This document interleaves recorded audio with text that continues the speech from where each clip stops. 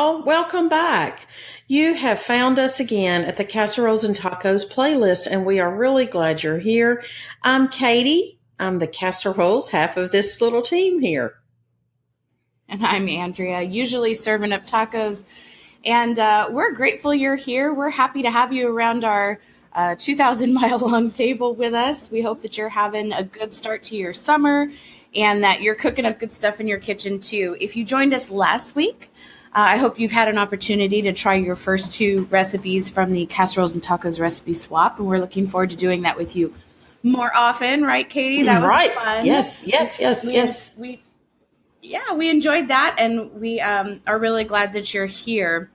I don't know about you, Katie, but I have been in the kitchen a lot lately, and I think because I have a kitchen, I'm spending a ton of time in the kitchen. And anytime summertime rolls around, I really look forward to canning. It's one of my favorite things. I get really excited about canning. I just canned like 10 cans of honey cinnamon peaches the other day. Oh, yum. And every time I loved finding a peach recipe, by the way, that didn't require a ton of sugar. I was happy about that. But every time I can peaches, I think about my Aunt Jody. She had a peach tree in her yard. I'm pretty sure they were Fay Alberta peaches, which are my favorite, and it's an heirloom variety that's just absolutely delicious, and that's probably half of what made them good. But the other half of what made them amazing is that she was amazing. And so it's kind of fun, I think, right? And I think you relate to this. There's just certain things you cook in the kitchen that remind you of someone you really love, right? Absolutely. Yeah. I mean, I can think of, since you've mentioned it, I can think of several people in my family who just have inspired me so much, but it's not about the dishes they made. It honestly is. Love is the best ingredient. Andrea, like we say here, and these people I'm thinking of in my past, they have just inspired me to love people with food. I was saying, I think it was just yesterday, to my wonderful husband, Mr. Patient, and I was boxing up some food to take over to our son's home. And I said, I love taking food to my children. He looked at me. He said, I know. He said, I know you do. He said, that's how you love people. And it is. I feed them. But that has come to me honestly, because I have so many people that have fed into my life, pun intended. I have so many people who fed into me love, just from their kitchen and from their table. So I absolutely agree with you. Your peaches sound amazing. And I agree with you about the sugar. Fruit has enough natural, wonderfully goodness in it, the sugar. Yeah. So it's a shame to have to add so much more. Those recipes that call for, cups and cups and cups of sugar when you're making a fruit preserves of any kind. It's almost sad to have to use that much sugar. So I would love to hear more about your Aunt Jody's method and recipe. Well, I wish I had her exact method. And I think that maybe it, like you said, there was something about her that made everything that came out of her kitchen amazing. And when we were kids, we would go visit her, and she would pull out the peaches, and it wasn't just the peaches, but and I'll tell you more about that in a minute, but she would break out those peaches, and my brother would take a jar and he would go hide, and he would go eat the whole jar by himself, because we all just looked forward to them. And you're right. It absolutely was the love and the tenderness and the care that she put into them. But my Aunt Jody was one of those people who sort of exemplified joy in the struggle. And to use the word struggle was an absolute understatement. I don't know anyone who has personally, and I'm sure there are people, however, in my realm, in my world, I don't know anyone who suffered more than she did. She had 5 children, 4 daughters, and then a son.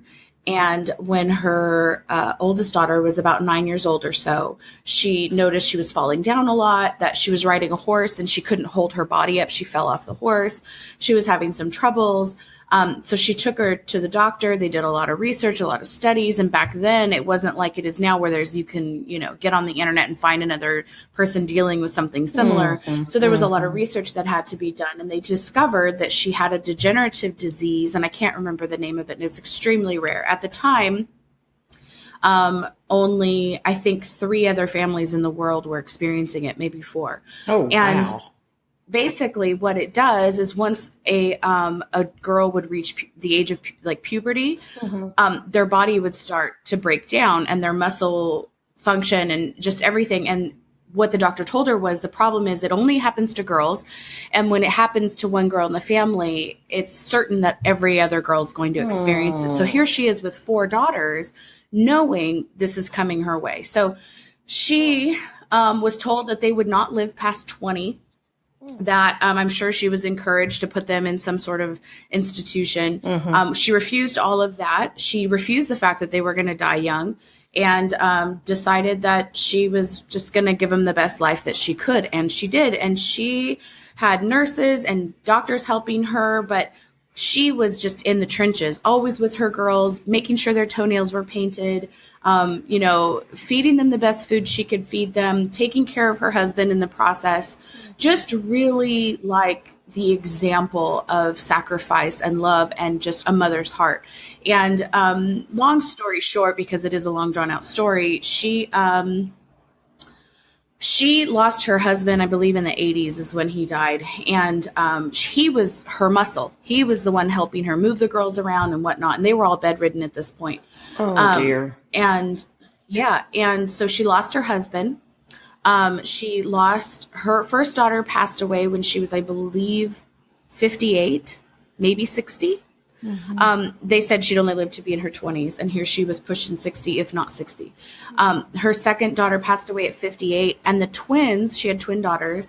The day that we went to the first one who passed away's funeral, the second one passed away. They passed away 3 days apart from each other. But in that time, she had lost her husband. Her only grandson was killed by a drunk driver. She buried all 4 of her daughters. And when her daughters passed away, she said she used to get up. She told me one time that she used to get up every day and pray that God would take her daughters first. Can you imagine waking up and praying that you outlive your children and have to bury them? It blows my mind every time I think about it. And she would pray because that way she knew they were taken care of. So when the 4th one passed away, she said, okay, I can go home. I can go home now. She was in her 80s.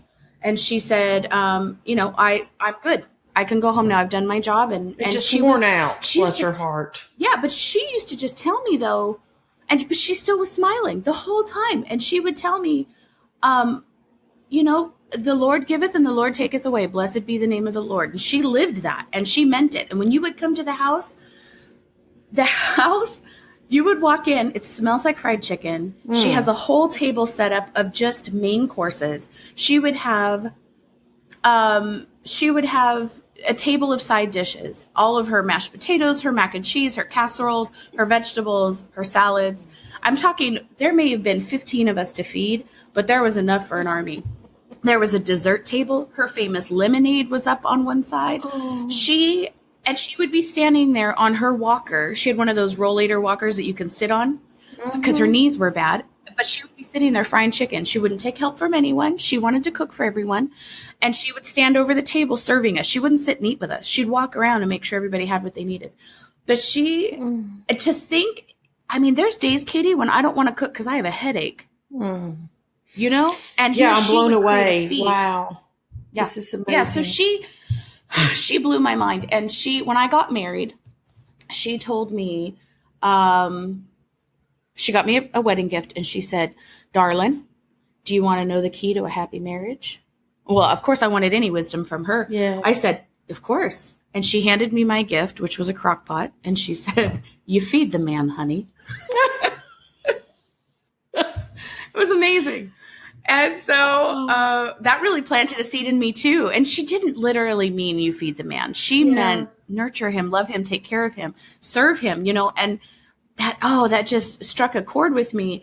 And every year at Christmas time, she's buried about 2 hours away from here. By the way, her funeral was the happiest funeral I've ever been to in my life. People were literally celebrating, and we sang, the old hymn, "I'll Fly Away." Oh, absolutely. And yeah, and of course, everyone knows that one, right? And people were standing and clapping. I've never seen that at a funeral. Wow, no, I haven't but people either. were people were rejoicing. So every year I go visit her at the cemetery. Yeah. I know she's not there, but it does my heart good. So I go and I leave flowers for her and all the girls. And my grandmother's also buried there, and my great grandmother's.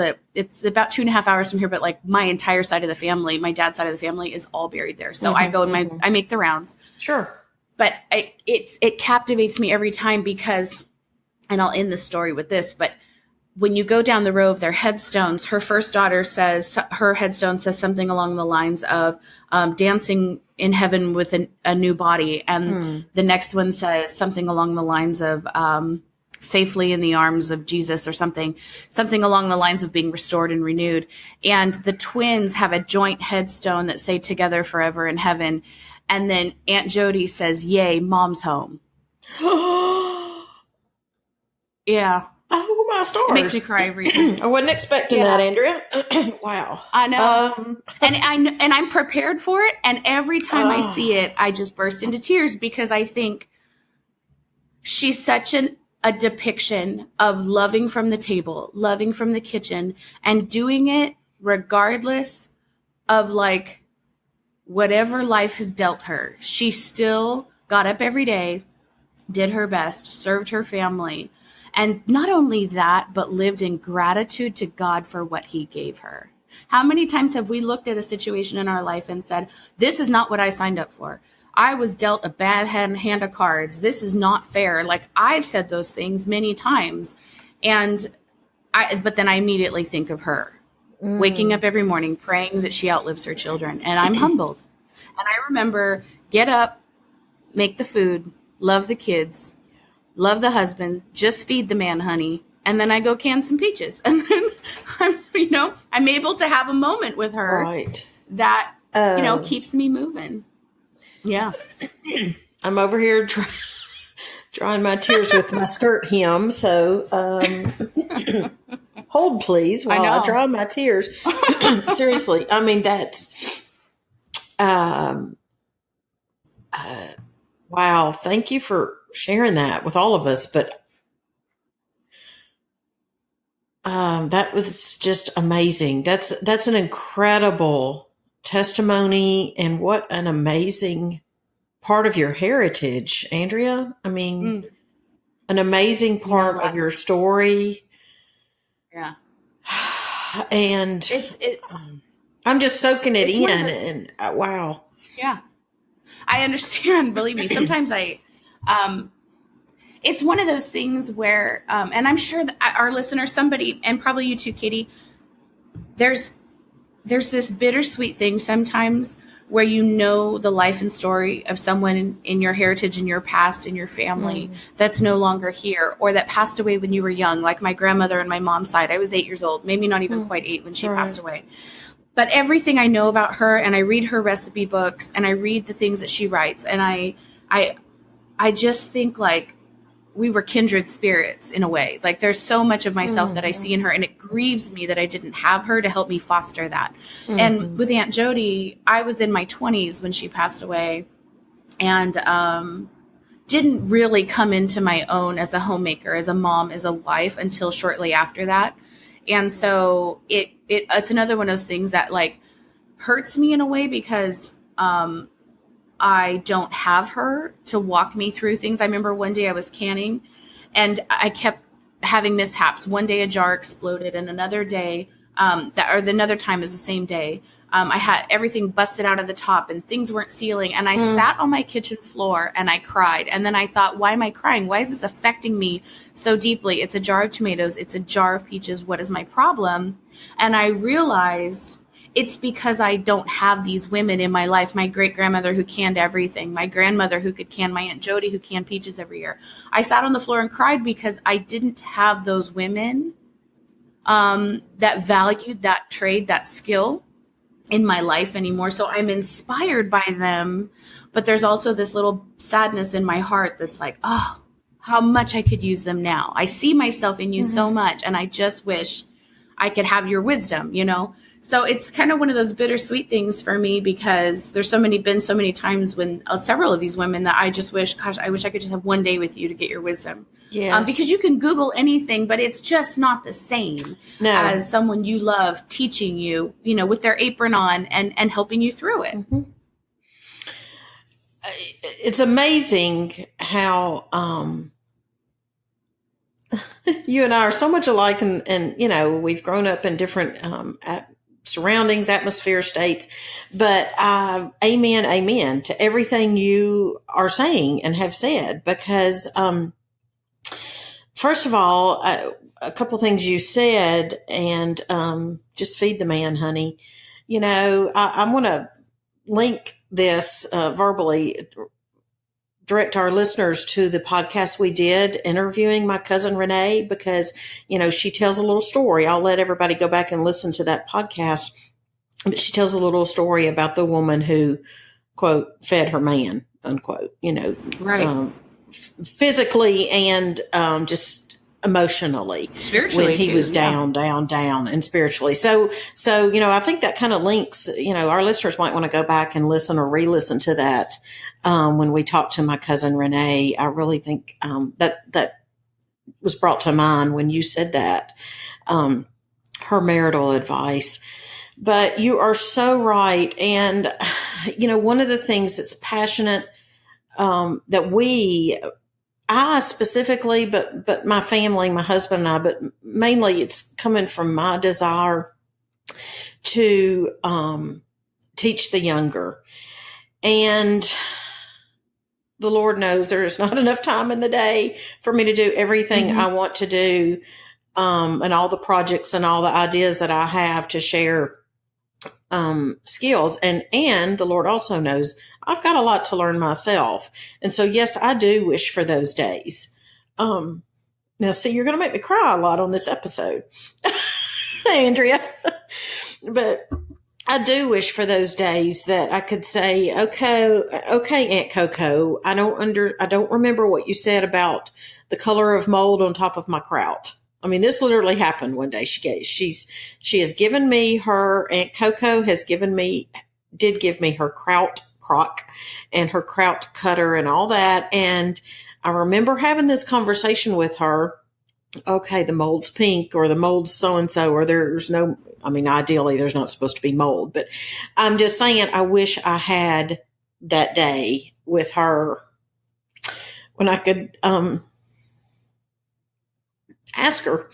So the moral of that is we have, you know, I'm just have this passion, like I said, to share heritage skills and to mainly to share them with my children, my grandchildren, and just not let that die, not let the love of family heritage and skills and recipes and stories die. And, you know, I've written, and I've not published it or anything, but I've written a cookbook. I've said this before. And it's just telling stories. It's recipes, and there's usually a story or something that goes along with it. And it's for my children and grandchildren, although I've had requests for folks who are interested in it. So someday I might publish the thing, but I know you too, Andrea, have done the same thing. And we have a similar passion, which I feel like is what the Lord used to bring us together, of sharing our stories and sharing others' stories and encouraging others to share their stories. And if our family and if our family's brand, which is Heritage Ways, we have a passion for maybe being a voice to share stories for folks, or to encourage them to become interested in their heritage, or to share a little bit or a lot of their heritage to their descendants. You know, you may think that some of our listeners may think, well, my granddaughter's not going to, she doesn't listen to me. Or my teenage daughter, she doesn't listen to me. Or my so-and-so doesn't listen to me when I try to tell them stories of my grandmother or my aunt or what have you. And the list goes on. I want to tell you this. Ever since I was little, I mean, all of my life, my particular branch of my family tree would always, they were just majorly into genealogy. And we would go to cemeteries, and they were back, that was before the internet, and so you did all the hard work and the phone calls and the letter writing. And my grandparents, my paternal grandparents, and then my grandmother's sisters and parents and so forth. So they did a lot of legwork on finding their heritage and writing it down. So as a result, in the summer times, my daddy was a school teacher, so we would travel around with grandpa and grandma, or just the kids. We kids would travel with grandpa and grandma and go to cemeteries. And I'm sure I thought, oh my word, another cemetery, but it was just a way of life for me. We're going to see another cemetery, and grandpa's going to take a big old green leaf, and he's going to rub on the cemetery rock, and he's going to highlight the font there so that he can read it. So that was just the secret that I learned on those old antique tombstones. It doesn't harm them, by the way. And so that's how, I just grew up. Well, when my wonderful Mr. Patient and I started dating, he was taken along on these cemetery tours, and he, you do anything at that point, you just go along with it. But years later, he said, Katie, I thought I would die. He said, what is the deal with you and your people in the cemeteries? Well, now fast forward, he understands. It was just they were trying to preserve their heritage and preserve it and pass it down. So I'm saying, was I very interested at 8 years old in going to yet another Ohio cemetery or whatever, Illinois, Indiana, wherever it was? Probably not, but they were consistent, just like when we share our faith, or just like when we homeschoolers do our math. You might not like it, but it's consistent. So I had an aunt, and I've already mentioned her, Aunt Coco, and she was so consistent and persistent about sharing, but I always loved hearing her tell the stories, and I would ask for more, even into my adult years. And I wish now, I had done other things like recording and videoing and all that, but I didn't. But she was a writer as well. She had no children, but sometimes when an aunt and uncle have no children, they have a lot of children. They have, because she had all the nieces and nephews and the great nieces and nephews. Every time I had another child, she would say, I'm become greater all the time. So, she had her. And when she passed, her inheritance was divided among the nieces and nephews and the great nieces and nephews, or her estate, rather. So she did have a lot of children in essence, just no biological. But she had married Uncle Pete. And I'd like to tell you a little bit about my Aunt Coco and my Uncle Pete. Her name was Coriel, but we called her Aunt Coco. And she, like I said, was a writer just as a hobby. And she wrote what she would call, or might have been called, her memoirs. And I've got that sitting in front of me. And I'd like to read just the first paragraph and a half of the chapter that she entitled Precious Heritage, if you don't mind. It says, we girls visited our grandparents quite often, and Aunt Reba, who was Grandma's sister. Aunt Reba was always so interested in our activities. She always subscribed to many magazines and saved them for us to read. Now, I'll insert here, Aunt Reba was a lady of great means, and Aunt Reba herself had no children, and so she could afford magazine subscriptions. She bought us many books as gifts for birthdays and Christmas. Grandma was interested in teaching us to work, while Aunt Reba was interested in improving our minds. She had gone to college when young, which was not too common for young girls in the post-Civil War years. Aunt Reba occasionally would fix a picnic breakfast and take us girls back into the woods for a picnic. She taught us a lot about the trees, birds, and flowers. She would always come over to help us if Mom was sick or needed help. We were not smart enough then to appreciate all her goodness, but now, as I look back, I realize what a great influence she had on us, and I love her memory. Aww. Grandma was a hard worker and kept a well-arranged house. She had nice furniture, dishes, and glassware, many of which were things our great-great-grandfather purchased while he would be on buying trips to New Orleans and other ports for his store. He traveled by steamboat, and I remember Grandma telling how she and others would board the steamboat to buy various items while it would be docked at their vicinity. I always loved to look at her beautiful dishes through the glass doors of the china cabinet, but we would not dare touch. At Christmas, Grandma always had dinner for us, and she set the table with all these nice dishes. I remember I was always afraid I would break a piece. And then she just goes on. But I share that because, first of all, I love the title of that chapter called Precious Heritage. But the idea that she did entitle it that, part of, she appreciated, my Aunt Coco was appreciative of her own heritage, and she was really interested in passing that down to her nieces and nephews. Well, she had a hard life too. So, not like Aunt Jody, but in the fact that she had a first marriage that went south. And he divorced her, sued her for divorce. Her memoir says he sued for divorce, and I didn't contest it. And she, in her memoir, she talks about having a miscarriage, which I didn't know until recently when I've read this book again. So, she had her own problems, and she became a career lady, and she worked at what later became AT&T, but the company had several names before it became AT&T. And she retired pretty high up in the company as far as I guess now they'd call it her title, an administrative assistant, probably, maybe. And, a guard there at the facility is who she met.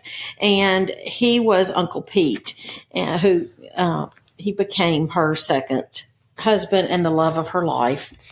And Uncle Pete, I want to, if you don't mind, again, my reading, I've got in front of me now the cookbook, the family cookbook that Aunt Coco wrote. And it also includes stories and a little bit of family history. And she intended it for us descendants. And so this paragraph about my Uncle Pete, she wrote, Peter joins our family. Peter's family immigrated to this country from Heidelberg, Germany in 1923 and became American citizens, although his parents never learned to speak our language. During our visit to Germany in 1984, I learned that the German people were lovers of good food and that they had a very happy outlook on life and enjoyed good conversation and good singing. They laugh easily. And that's true. My Uncle Pete, he would just laugh. When Peter became a member of our family, we were introduced to many German dishes that we had not been accustomed to. He learned much about cooking from his mother, as well as from the German bakery in Detroit, where he worked prior to his being drafted into the Army in 1941. Peter has given us here in this book some of the recipes that he enjoys making, and we all have looked forward to his cooking. So, of course, they both passed away now. But I just share that with you to tell you what an influence the two of them had. Yes, he was my uncle by marriage, and it's very, very difficult for me to talk about them without getting emotional, so I'm sorry about that. I'm trying hard not to, but that's how dear to my heart they are. And they, I don't think of him as an in-law. He's my Uncle Pete. I don't think of him as, he's the man who married my aunt. My husband even would get teared up talking about Uncle Pete, but Uncle Pete was a jolly, jolly fella. And he was just a treasure that Aunt Coco found. And for years and years, they had an amazingly happy and joyous marriage. But food, that they have been a major influence in my life in regard to food. He is the one that taught me how to make his amazing mashed potatoes. And, mashed potatoes aren't just mashed potatoes, folks. I mean, they have to be seasoned and buttered up and whipped and the whole thing. So yes, he taught me that. And I remember the fire we were sitting by on that Christmas, vacation trip we made up to Ohio to see them and the other family members. And we sat by the fire. I can remember the way we were sitting when Uncle Pete dictated to me how to make his amazing creamed spinach. And I can just hear him now telling me. And, he did speak German. And the funny thing was, if he would get upset with Aunt Coco, who did not know German, he would say things and we're not sure. We're not sure what he said. He was a Christian man, but we had no clue what he was saying. And she would just kind of turn her head and walk away. And, we laughed at both of them when they did that. But he would get so irritated. And as a side note, they lived up there in the Amish, where my family lives, among the Amish. So he would love going over there and talking to them in the Pennsylvania Dutch or the German language. So they had a major influence in my life and in the kitchen. And I'll tell you one, you mentioned about Aunt Jody and the smell of fried chicken when you walk into her house and your brother eating that can of peaches. And that made me think of Aunt Coco and Uncle Pete on New Year's Day. The tradition was mainly when I was younger, because as the children start growing and the cousins start growing, things happen and they get married and you don't carry on the traditions like you probably wish you could. And, but we would be in Ohio at New Year's, and the tradition was to have pork and sauerkraut. And Uncle Pete brought that tradition into our family. My aunts and uncles and grandparents, he brought that, and I make that, pretty much, Lord willing, every single solitary New Year, right down here in the South, and it's not as popular in the South, and when I pull that out of the oven every single New Year's Day, my husband and I stand there and just inhale that and weep with Thanksgiving. I mean, with Thanksgiving. And, and we just say thank you out loud. We just say thank you. Thank you, Lord, for Uncle Pete and Aunt Coco. Thank you, Uncle Pete and Aunt Coco, for the heritage and the recipes. And so, yeah, actually, you know what? Honestly, I've got a blog on my website, and I think it's the very first one I ever put on the website, which is heritageways.com. And it's called, I think, Love and Kraut. is the name of that article or blog about what I'm talking about. So, that is my, that's my, maybe even a lot of people influenced my culinary heritage and and instilled the idea of love being the best ingredient. A lot of people did that, but, that's who I'm thinking of today when we're talking about this. So yeah, pork and sauerkraut, as well as other things that we couldn't pronounce that he made that were delicious. And working in a German bakery, or working in a bakery in Detroit, rather. Uncle Pete was the king of raised yeast donuts and German stolen and all kinds of things that, we didn't care what it was called. It was amazing. And he would just laugh. He would just be joyful and wonderful good, and wonderful. And it was just, that's great memories too. So, I would really, really, really encourage, our friends out there who are listening today to take great stock in their family heritage. And I know there are people that have no idea about their family heritage, but you can do something going forward. Right. You can, to your children, your grandchildren, if you don't have children and grandchildren, like Uncle Pete and Aunt Coco did, maybe you have nieces and nephews, maybe you have sweet little children in your church or your neighborhood.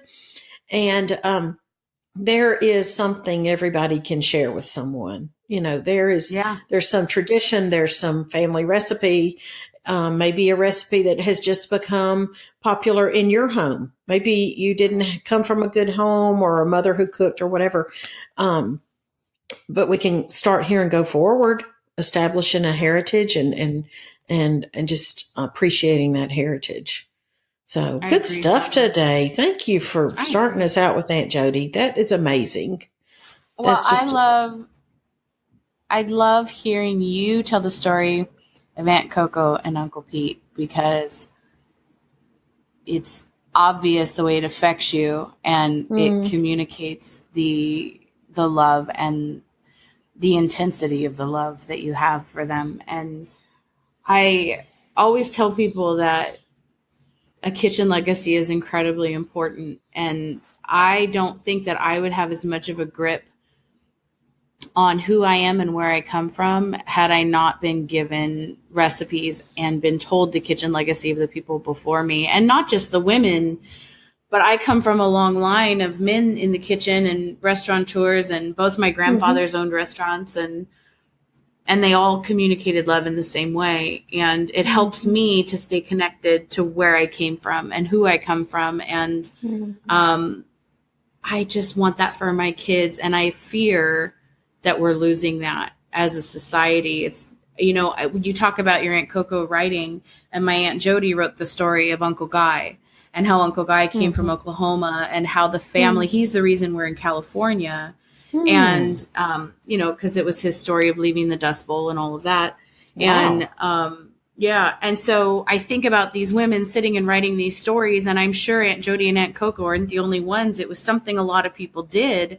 And we don't do that anymore. We kind of just blog things and hope that they stick around. But in addition to what you said, encouraging people to reach out and share heritage, I want to encourage everyone to write it down too, because you cannot underestimate the impact that could have on a future generation, and how much I treasure reading through the things that the people before me have written. So I would encourage you guys, if you have, everyone has a special story, a special someone, a silly story. I would love, by the way, Katie, to sometime do an episode of the funny stories in your family and in mine, and hopefully hear our readers' stories, because we all have those stories that you want to sit around the table and share. Hence, our labeling our supper stories. I want to tell the stories that you want to sit around the table. I would love to do that, because I think we could expand on this a lot, and I would love to hear what our listeners, I want to hear their stories and their special people too. So on that note, I want to encourage you guys to please, if you don't follow us on Instagram, and this is not a plug to get you to follow us, this is just the most effective, efficient way for us to communicate with you. I want to hear, and I'm sure Katie does too, I would love to hear about that special person in your life, that person that motivates you, that inspires you, that special story. I know Katie and I aren't alone. We're not the only ones that have a special family member. And I would love for you to join us on Instagram and just leave us a comment or send us a DM or share that story. Let that story live on by sharing it, right? I would love for that to happen. So give us a follow over there. You don't even have to follow us. Just go comment so we can, right. So we can hear your stories. But so Katie, I love this. I'm so grateful that I'm grateful for you that you have these things on paper and that you're able to share them with us. I love that we have this opportunity to share the goodness that God gave us, even in the people before us. So me too. Thanks, Andrea. Yeah. So, I don't know. I guess we'll wrap it up from there. I could go on all day, and I bet you could too, about I was thinking we could. We may need to, talk about a couple more if, folks are interested in this topic, which I agree with you, because on our family's Instagram, which is hertiage.ways. And I bring that up because I just made a post 2 or 3 days ago. And if you go on there, it's a picture of like an oil lantern. And there's a Laura Ingalls quote about things, life being too progressive in her time. And you just have to go over there and see the post. But the people that commented on that, it really resonated with folks. So no, we are not alone. I'm preaching to myself when I say this. I get too busy and I just make a quick note in my phone, if I even do that at all. And of something we've just got to get out the pen and paper. We've got to get out the pen and paper. And if you have to get out your laptop and start writing these things down, and I'm not talking about a blog, I'm talking about, like Andrea is saying, write it down, something you can print off, something, hard copy your descendants can have. Cause, I don't know I know we're in the age of technology, but Katie here loves hard copy. I love pen and paper. But yeah, I really think this is something we can continue talking about, because I really know for a fact it resonates with folks. And people have a longing, especially now, there's this longing to get back to simplicity or to family, not necessarily to ditch your laptop and your cell phone, but we can get back to, heritage and stories, and sharing our stories and sharing each other's stories and walking life with people. Yeah. Absolutely. Totally agree. 100%. And honestly, I feel like if you guys have a story that you would like for us to share for you so that your story can be told, or your family member's story can be told, send it to us and we'll do, we'll throw it in, or if depending on how many we get, maybe we'll just do an episode of sharing the heritage and the stories of the people we love, that are friends that are on this journey with us. So if you have a story of a person or someone that you would like to share with however many people are going to listen to it, we would love to share that story for you. So is there a way they can send that to us, Andrea? Go ahead and email us. Okay. Yeah, email it to us at casserolesandtacos@gmail.com. Super easy. No spaces, no dots, no nothing. Just casserolesandtacos@gmail.com. If you have a story of someone you love that you want to share, and we'll just do an episode of sharing your stories around our table. Awesome. Your stories. And they're submitting it, I'm sorry, excuse me. Go ahead. No. They're submitting it, gives us permission to publish it, by the way.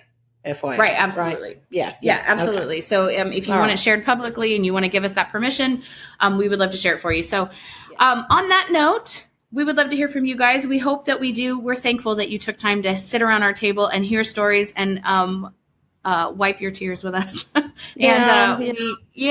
No, and you know what? I think that's a beautiful thing. I think that's, I cry with my friends all the time. So this is nothing new for me. Good. So anyway, it's been good. Thank you guys. Yeah, absolutely. Thank you guys. We hope that you are inspired by this conversation today more than ever, that love is the best ingredient. We thank you for your time, and we will talk to you soon. Bye-bye. Yeah. Bye-bye.